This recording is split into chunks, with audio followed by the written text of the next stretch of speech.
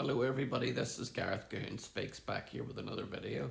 I'd like you to hit the subscribe bar, give me a thumbs up if you like the video, or hit the notification bell to be notified when I post my next post.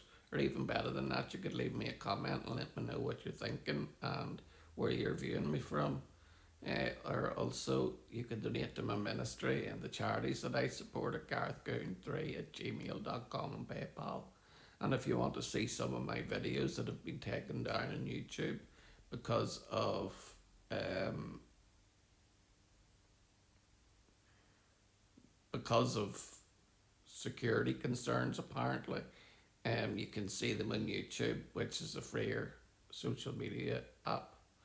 This one here is about, can talking prevent Israel's next election from tearing the country further apart?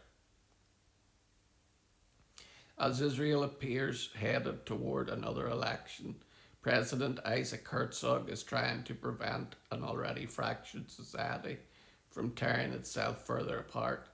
By the way, just for your information, President Isaac Herzog's father was the rabbi of the city of Dublin, and his father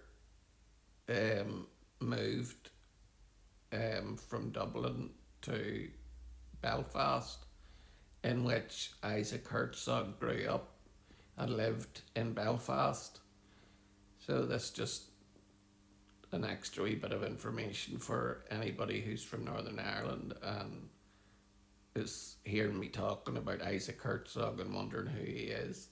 That's him there to the, depending on what way you're watching it, either from the left or the right of me there. Against the backdrop of deep political and social polarization, Herzog convened the President's Conference of the Shared Israeli Future at the International Convention Centre in Jerusalem last week, in what many participants described as an effort to lower the temperature ahead of an expected election campaign. The divisions existed long before the October 7, 2023 Hamas attack and the ongoing war, but many Israelis believe the national trauma and prolonged conflict have only intensified them. The understanding is that in a pre-election period, the public discourse normally gets much hotter, according to Professor Tamir Herman, a senior research fellow at the Israel Democracy Institute, was part of what prompted Herzog to host the Time to Talk conference. Herzog opened the Time to Talk conference with a stark message: Israel's society is becoming dangerously polarized.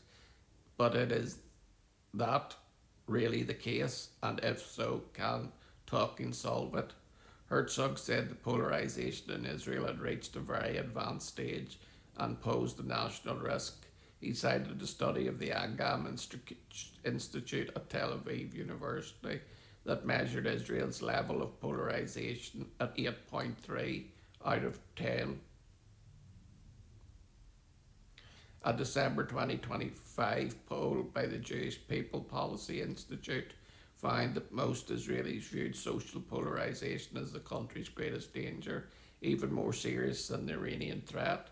With tensions already turning high, Dr. Shukri Friedman, Director General of the JPPI, told All Israel News that while Herzog's conference was an important step towards encouraging dialogue, conversation alone would not be enough.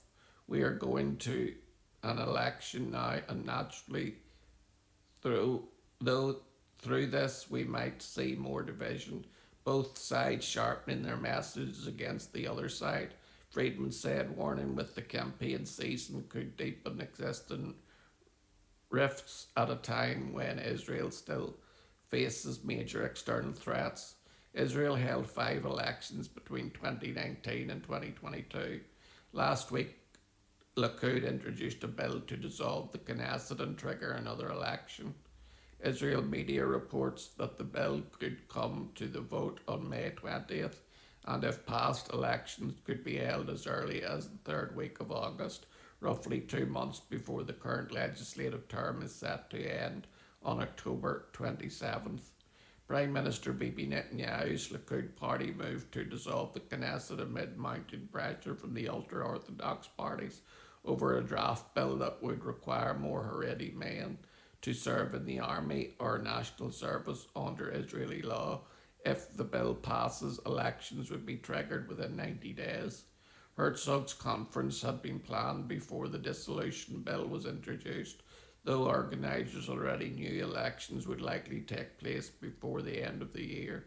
The event featured speakers, panels and dialogue forums focused on Herzog's vision for rebuilding Israel's society and helping the country move from crisis towards repair. Ahead of Israel's 80th anniversary, Israel recently marked its 78th Independence Day. The conference was held in cooperation with the Jewish Federations of North America, the Combined Jewish Philanthropies and Maimonides Fund and Ma'ala. When there are fuel fumes in the air and we are entering elections, the answer is here in this tremendous movement of a time to talk. Herzog told the audience, a movement that comes and says, I'm here to talk to you. I want to hear your pain. I want to understand that there is a tremendous social evolution in Israeli society. He added, we are sick of the hatred, division, the labelling, the curses, the violence and the shaming. Herman told All Israel News that 3 of the 4 major divisions of Israeli society are domestic issues that will likely determine the election's outcome. The first, she said, centres on leadership and who should govern the country, including whether Prime Minister Benjamin Netanyahu and his current crisis should continue to lead Israel, or whether the country should move away from what some supporters describe as the deep state and old elites. The second issue involves the role of Israel Arabs in the next government and in Israeli society more broadly. Should they be equal in terms of legitimacy of their participation in all walks of life, or are they suspected and therefore we should keep them away from certain realms because we don't trust them, Herman explained. The third major issue relates to the ultra-Orthodox community, including military enlistment and broader questions surrounding its integration into Israeli society. By contrast, Herman said that on issues such as Israeli-Palestinian conflict, Iran and even the economy, most Israelis hold relatively similar views. Like Friedman, Herman said that talking will not do the trick. Instead, she argued that Israel needs leadership capable of bringing together different parts of society. You need an underlying leader, someone who has enough public authority that would not talk in terms of divisions but in terms of cooperation, she said.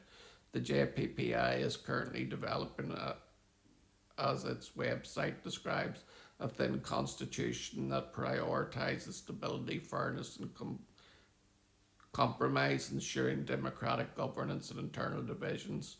Friedman explained that the initiative is meant to establish basic agreements on how political disagreements should be managed within the legislative system and the broader public sphere to reduce the risk of continuing societal rupture. Herman said that the makeup of the next government would also play a major role in determining whether Israel can ease internal tensions. If the next coalition is numerically stable, she explained it would be less vulnerable to smaller fractions threatening to collapse the government. A coalition with around 70 seats, she said, would have enough political strength to address continuous issues while still maintaining broad public backing. Come back for part 2 of this post. Shalom, Maranatha, and Hallelujah.